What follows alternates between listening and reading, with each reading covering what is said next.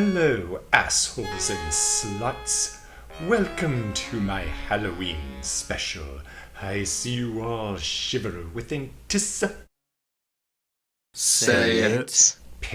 I'm a lover. I'm just a sweet transvestite.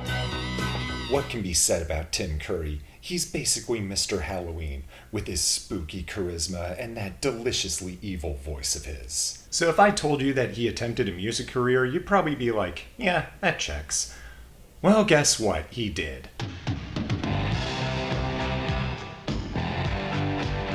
Yes, in between playing Frankenfurter and Rooster Hannigan, Tim Curry put out 3 albums. The one we're going to focus on is his second album, Fearless, from 1979, not to be confused with Taylor's version.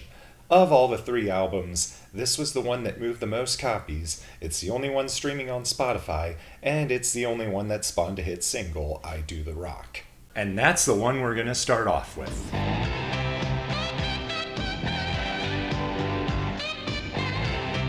Woo, werewolves of London. Sorry about that. Edith Sitwell giving readings, 14 Moscow Road. Well, this already sounds like what I expect from Tim Curry. But what is this about exactly? John and Yoko farming beef, raising protein quarter. Oh, he's listing things. Specifically things that famous people did. Little Mo, Virginia Wade, Pistol Pete and OJ. Like here, he's listing some famous athletes, such as Pistol Pete and OJ, who, we're not gonna go there. Rodney's feeling sexy. And that's all well and good. But what does Tim Curry do? Me, I do the only thing that's gonna make sense to me. I do the rock. He does the rock. No, not the wrestler or Alcatraz. Welcome to the Rock. Would be cool to hear that in his voice, though. I do the rock.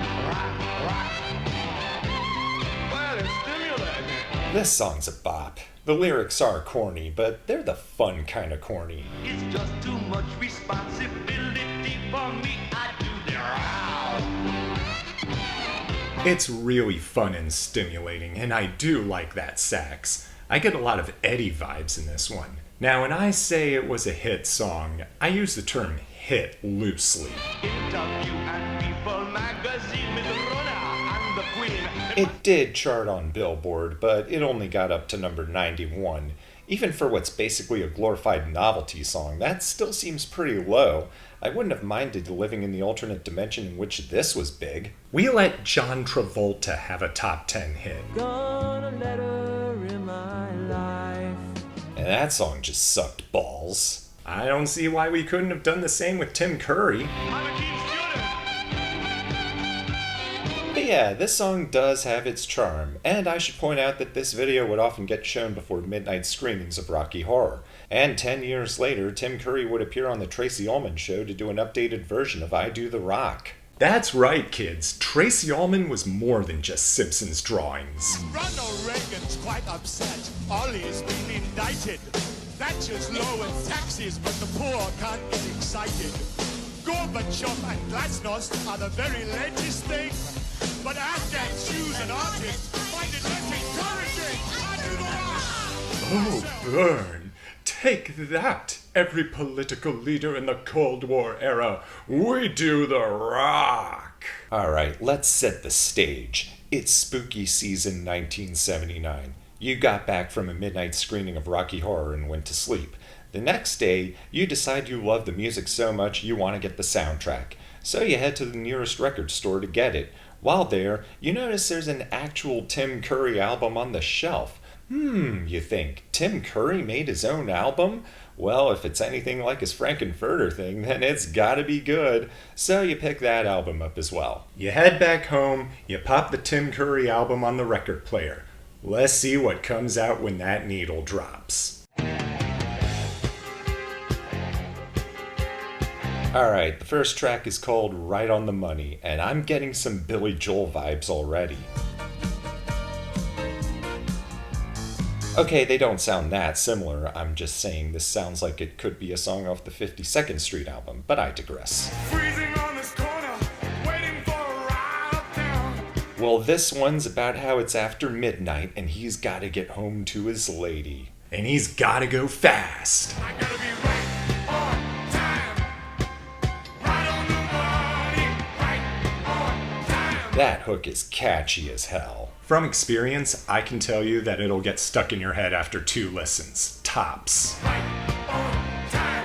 I can't be 1 minute late.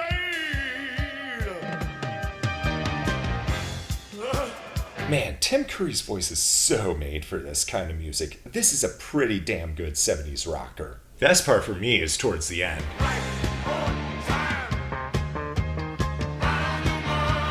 That bass sound that comes in is so goddamn infectious. So, first track of the album, and I'm already shivering with anticipation for more Tim Curry goodness. I'm a smasher cocktail parties. The next track is Hide This Face. Come on, Tim, really? I could never ask you to hide that beautiful face of yours. Although you know I love me madly, I disturbed the population. Well, this is a song about being a monster. A party monster. Stumbling around drunk and making an ass out of himself. The kind of guy you just can't take anywhere. I'm such a damn disgrace, can't take me anyplace. Or any place. Same difference. Hide this face! Hide this face! And then it gets dramatic in the hook. Hide this face! Hide this face! Hide this face! Hide this face! Well, in the context of the song, I say he's hiding his face with a lampshade. You know, like a typical obnoxious drunk. Well, this song's awesome too. I'm the babe who stop tasting like me. God damn, I love that sax. Did I mention that before? Well, it bears repeating here. The next track on the album is I Do the Rock. After that, we get SOS. Not that. Not that either. This is a ballad. In waters so deep, much too far from shore. I like the wind sound in the background. Very atmospheric. Well, let's see how Tim Curry shows his soft side. No, I don't know the reason that we parted. Well, this is a breakup song in which Tim is lamenting about how he drifted away from the one he loved. And he's sending out an SOS. SOS, I'm gonna get no rest till I come sailing home to you. I'm usually not high on slow ballads, but this one I could go to bat for. He's not too overdramatic, he's just the right amount. The nautical theme in the lyrics is nice, but the chef's kiss moment is the sad guitar.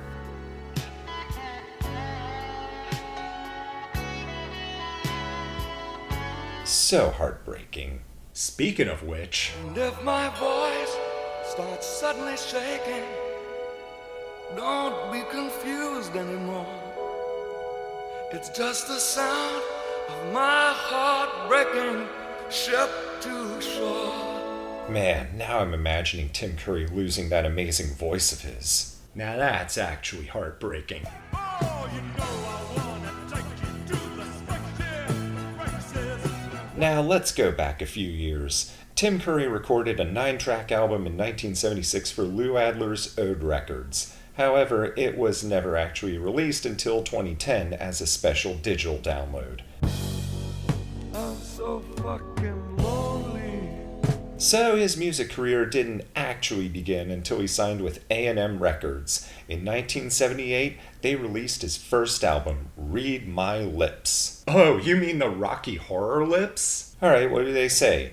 No new taxes? Yeah, right, I'll believe it when I see it. Of a feather, flock together. Yes, they do. Now that first album consisted of cover songs. It's basically Tim Curry at karaoke night.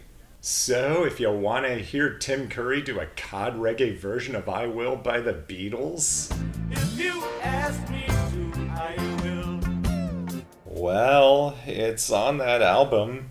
Personally, I have no clue what the hell to make of this thing. Thankfully, they're not all cod reggae atrocities. Anyone who had a heart would take me in their That album ends with a nice lush rendition of Burt Bacharach's Anyone Who Had a Heart. That sounds more like what Tim Curry is best at.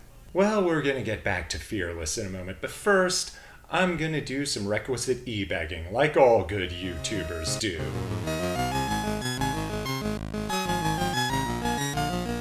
So, I have a Patreon account. The link is in the description below. Click there if you want to send me money. I can't monetize this channel because of copyrighted content, so if I'm going to make money doing these videos, it'll have to be from viewers like you. $2 will get you into my Discord, and $5 will get you early access to my videos. I realize that not everybody has the money to throw at me, and I also realize that there are other ways to support me for free. You can like, subscribe, and leave a comment. This will help the algorithm recommend this videos to others who may be interested in seeing it. And for the social types, you can also follow me on Threads, Blue Sky, Instagram, and Twitter for more of my stupid bullshit. And speaking of stupid bullshit, let's get back to the video. Cold blue steel, out of money. The fifth track on Fearless is a cover of Joni Mitchell's Cold Blue Steel and Sweet Fire. Cold blue steel out of money. Now this song is about the haunting allurement of heroin addiction. Joni wrote this song as she was reeling from her breakup with James Taylor and coming to terms with her drug use. So what does Tim Curry do with it? You gonna come now? He turns it into a Tim Curry song. Just adds a drum beat and electric guitars to it. That said, I don't think he really ruins it. Sparks falling from sweet fire. Well, anyway, we're 5 songs in, and I can safely say this is what you'd expect from a Tim Curry album. I could end the review here. There's only 9 tracks, and it's 38 minutes long, but there are a few more songs I'd like to highlight. So with that in mind, let's head on over to Paradise Garage.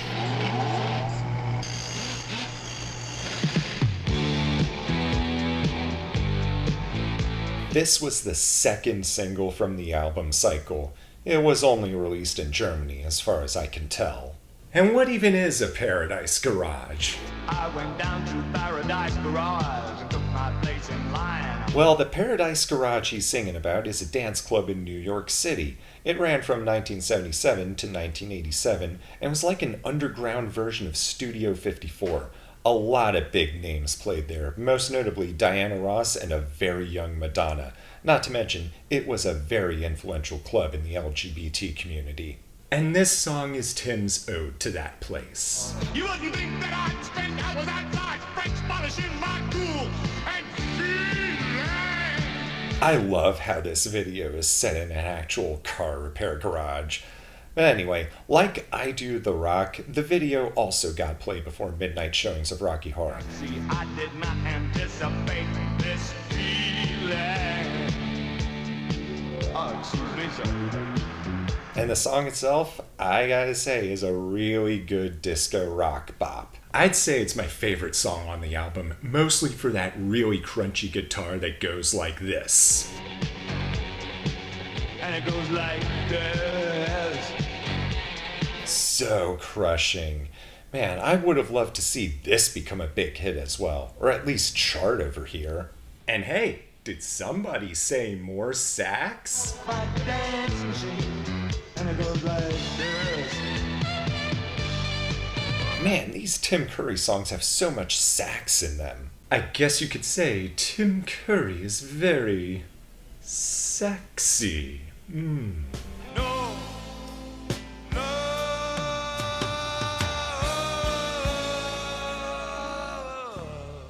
So after that, we got a couple of slow songs. This one, No Love on the Street, is about, well, life on the street and how cold and lonely it is. On the street. The tone really captures the mood of a dangerous city street late at night. And then the next track is another ballad. Something short of paradise. Yes, we've gone from Paradise Garage to Something Short of Paradise, in which Tim Curry sings about leaving behind the life of a star to settle down with a partner and maybe a few kids. It's kind of sweet, really. I know this ain't heaven, it's close as I'll ever be. But while I do like the sentiment a lot, if I were to rank every song on the album, this would be at the bottom, only because it doesn't have the sax. It's decent, but I've never really gone for these folkish acoustic songs, no matter who is doing them. His voice is still really good, but when I'm listening, I can't help but wait for him to say, "Chords for sorrow, chords for pain." I just charge it. Where do I sign?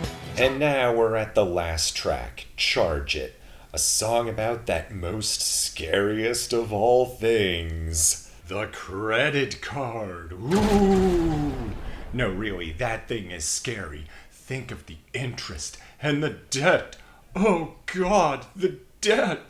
You say you won't accept my visa on American Express, and the computer is suspicious because I've got no fixed address. This is the sound of Tim Curry being a big mover and shaker, spending money without a care about responsibility. He is literally selling his soul for the fast life. Man, this song is such an excess rocker. I'd say it's a great song to end the album with. And hey, did somebody say another guitar solo? Love it. But check out this part at the end. I don't know, do you read? Are you literate, babe? Tim Curry is acting so pretentious to the poor cashier while the song plays him out. So deliciously evil in a way that only Tim Curry can pull off. Oh, fucking send for the manager. Oh, you can't be the manager. God, now I'm imagining Tim Curry as a Karen. He would be so fucking good at it and I wouldn't know how to feel. And that was Fearless, Tim's version. Summer's here and the time is right for dancing in the street. Tim Curry released one more album in 1981 called Simplicity. Baltimore and DC now. This one was a half-and-half version of the previous two. Some songs are covers, some are originals. One of those originals is the album opener, Workin' on My Tan. I'm working on my time. Oh man. Look, I can see that Tim Curry is a man of many talents. He can do so many things a million times better than I ever could. I don't think COD Reggae is one of them. Heads down to the beach. The sun belongs to everyone. I mean, at least his voice sounds better than the guy from UB40, but this shit is so fucking laughable. Ends with a cover of I Put a Spell on You, though. Because you're mine. Now that's more like it. I mean, it's not as loud and crushing as the original, but his voice alone makes it just as haunting. So, final thoughts. Would I recommend Tim Curry's album? Yes. I could never whack a ball with such velocity. I do the round.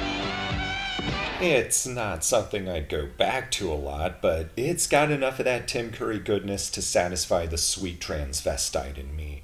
As I said, the album is on Spotify, so if you're a fan of Tim Curry, I'd say check it out. It may not be the Time Warp, but this is one pelvic thrust that'll really drive you insane. So here's to you, Mr. Halloween. May you forever do the rock.